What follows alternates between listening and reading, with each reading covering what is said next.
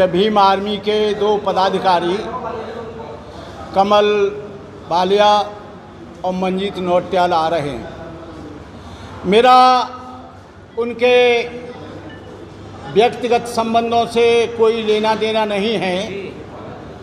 उनके जो राष्ट्रीय स्तर के नेता हैं वो सभी सहारनपुर के हैं, कहीं अंत के और नहीं हैं, और वो उनका कोई भी विवाद हो सकता है। कौन भीम आर्मी को तोड़ रहा है, कौन जोड़ रहा है, इससे हमें कोई लेना देना नहीं। हमें लेना देना है कि भीम आर्मी ना टूटे। हमें लेना देना है कि समाज का काम होता रहे। हमें लेना देना है कि समाज की प्रगति होती रहे। लेकिन मैंने अपने इस 46 वर्ष के साधु जीवन में, भिक्षु जीवन में, बहुजन समाज के जो भी सामाजिक संगठन हैं उनका बहुत बुरा हादसा देखा है। दलित पैंथर बनी, दलित पैंथर टूट गई, शिवसेना के खिलाफ लड़ी लेकिन शिवसेना के साथ चली गई। लॉर्ड बुद्धा क्लब बाबा साहब के और भगवान बुद्ध के और मनुवाद के लिए बात करता था, मनुवाद के खिलाफ लड़ता था, लेकिन वो भी आप रखिए ना, आप कुछ डिस्टर्ब, वो भी भारतीय जनता पार्टी में विलय हो गई। मास मूवमेंट को देखा, जब कोई हमारा संगठन ऊंचाइयों पर जाता है, फेमस होता है, तो वो अपने व्यक्तिगत स्वार्थों की तलाश में घूमने लगता है, राजनीतिक लोलुपता के तलाश में घूमता है। और कोई भी संगठन टूटता है तो उसकी 3 चीजें होती हैं। एक तो उसका पदलोलुपता, दूसरा उस संगठन के राजनीतिक स्वार्थ, तीसरा व्यक्तिगत स्वार्थ।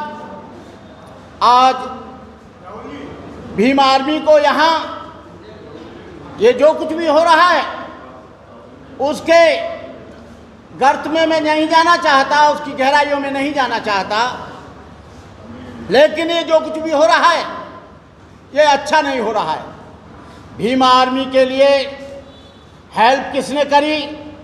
दिल्ली के लोगों ने की, हरियाणा के लोगों ने की, उत्तराखंड के लोगों ने की, बिहार के लोगों ने की, राजस्थान के लोगों ने की, उत्तर प्रदेश के लोगों ने की, और तमाम नौजवानों ने अपना खून पसीना इसके लिए बहाया।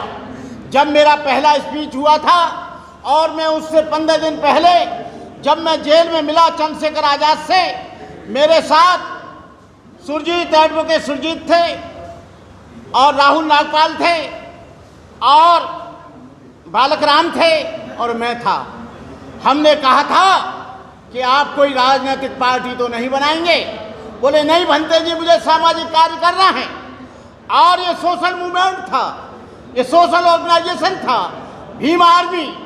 लेकिन आज उसके अंदर ही जो लोग त्याग और बलिदान कर रहे थे, आज उनके अंदर ही उथल पुथल हो गई। हम पूछना चाहते हैं, यहाँ पर नौटियाल ने, मंजीत नौटियाल ने और कमल बालिया ने ये तो कहा कि हम आंतरिक रूप से दुखी हैं, ये तो कहा कि हम लोगों का शोषण हो रहा है, ये तो कहा कि हमने त्याग बलिदान किया है, लेकिन इसमें ये नहीं बताया कि वो परेशान कैसे हैं। आज उनको अलग होने की क्या जरूरत पड़ गई? हमें ये इस बात से स्पष्ट बताया जाए, क्योंकि हम एक सामाजिक नागरिक की दृष्टि से, एक बहुजन समाज का सदस्य होने की दृष्टि से ये पूछना चाहता हूँ, क्या हुआ, कैसे हुआ, कब हुआ, कहाँ हुआ? एक दिन तो आप लोग सब लोग एक थे, एक मंच पर थे, और उत्तर प्रदेश के लोगों को या राजस्थान के लोगों को इतना महत्व नहीं देते थे। सबसे ज्यादा मंच पर विराजमान आप ही राष्ट्रीय पदाधिकारी होते थे। लेकिन आज राष्ट्रीय पदाधिकारियों में ऐसी क्या बात हो गई? हमने योगदान दिया, सारे लोगों ने दिया। मैं बस लास्ट में ये कहना चाहूँगा कि भीम आर्मी नहीं टूटनी चाहिए, और चंद्रशेखर भी अलग नहीं होना चाहिए, और नौटियाल भी अलग नहीं होना चाहिए, मंजीत नौटियाल भी अलग नहीं होना चाहिए। कमल वालिया भी अलग नहीं होना चाहिए। ये सब लोग आपस में मिलकर, गलतियां सब में होती हैं, जब परिवार भरता है तो कुछ कहा सुनी भी हो जाती है। हम कहते हैं कि आपस में बैठकर उस समस्या का निराकरण करो, आपस में बैठकर उसका समाधान करो, ताकि ये समाज में गलत मैसेज न जाए। और गलत मैसेज जाएगा तो कोई तुम्हारे ऊपर भरोसा नहीं करेगा, कोई विश्वास नहीं करेगा।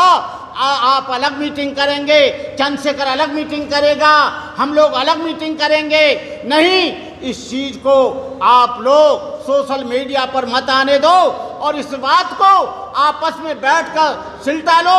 हमारे संगठन तूफान की तरह बनते हैं, आंधी की तरह चले जाते हैं।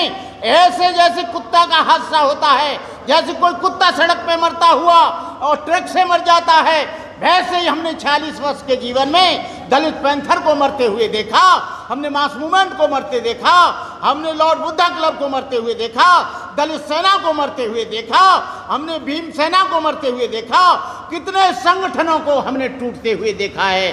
अपने अपने स्वार्थ को भूलकर, अपने अपने द्वेष को भूलकर, अपनी अपनी घृणा को भूलकर, एक दूसरे की वैमनस्यता को भूलकर आप लोगों को एक बार एक साथ आना चाहिए। जो संगठन में शक्ति होती है वो किसी में शक्ति नहीं होती है। बाबा साहब अम्बेडकर ने कहा कि संगठित रहो। संगठित होने का मतलब है कि तुम सब लोग एक हो जाओ। आप लोग यदि चंद्रशेखर अलग होगा, तुम अलग होगे, कोई और अलग होगा, तो इससे समाज कमजोर होगा।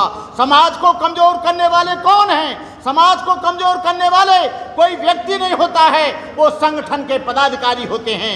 आप संगठन के, समाज तो भोला भाला है, पैसा भी देता है, धन भी देता है, झंडा भी देता है, डंडा भी देता है, सहयोग भी देता है, होटल भी बुक करता है, खाना भी खिलाता है, गाड़ी भी देता है। लेकिन ये समाज इसलिए देता है, ये जो भीम आर्मी बनी थी वो इसलिए बनी थी, कोई राजनीतिक सत्ता के लिए नहीं। जो समाज में जुल्म होते हैं, अत्याचार होते हैं, अन्याय होता है, मजलूमों के ऊपर जुल्म होता है, बहन बेटियों के साथ बलात्कार होता है, हमारे छात्रों के साथ भेदभाव होता है, हमारे गांव में कोई भेदभाव होता है, बारात नहीं छड़ने दी जाती हैं, मूंछ काट दी जाती है। कहने का मतलब ये है, जो सामाजिक उत्पीड़न था, जो सामाजिक जुल्म था, उसके लिए भीम आर्मी बनी थी। और मैं ये कहना चाहूँगा, उस कार्य को जो भी भीम आर्मी के नौजवान हैं, मैं किसी की क्रिटिसाइज नहीं करना चाहता, वो सारे नौजवान फिर एक हो जाओ, फिर आगे आ जाओ, फिर बढ़ जाओ, फिर जुल्म के खिलाफ लड़ो, अत्याचार के खिलाफ लड़ो, सड़कों पर आओ और अपने जीवन की आहुति ऐसे मत दो। आपस में लड़ने से कुछ नहीं होगा। मैं कहना चाहूँगा, आपस में लड़ने से समाज टूटेगा, समाज का विश्वास टूटेगा, हमारी जो जमात है उसमें तरह तरह की भ्रांतियाँ होंगी। तो मैं इन्हीं शब्दों के साथ अपनी बात समाप्त करते हुए कहूँगा कि चंद से यदि कोई बात हो गई है तो आपस में बैठकर कर लो। दिल्ली में कोई कॉन्फ्रेंस करने की ज़रूरत नहीं है, आगरा में कॉन्फ्रेंस करने की ज़रूरत नहीं है, पहले तुम सहारनपुर में करो, क्योंकि सारे के सारे राष्ट्रीय पदाधिकारी सहारनपुर के हैं, कहीं अंत के नहीं। तुम लोग, राष्ट्रीय अध्यक्ष भी वहाँ का है, राष्ट्रीय महासचिव भी वहाँ का है, संस्थापक भी वहाँ का है, और विनय रतन भी वहाँ का है, चंद्रशेखर भी वहाँ का है, और नौटियाल भी वहाँ का है, और मंजीत नौटियाल भी वहाँ का है, कमल वालिया भी वहाँ का है। यहाँ दिल्ली में आके क्या लेते हो? दिल्ली में क्या रखा है? अरे तुम्हारी सारी की सारी संस्था तो सहारनपुर में है, सहारनपुर में बैठ के बात करो। हम लोग, यदि तुम सहारनपुर के लोग एक होगे तो सारा देश तुम्हारे साथ होगा, और सहारनपुर के लोग एक नहीं होगे तो तुम्हारे साथ कोई नहीं आएगा। कहने का मतलब यह है, सहारनपुर के लोग तुम लड़ोगे और दिल्ली के लोगों से चाहोगे कि हमें सहयोग करो, हमारे साथ आओ।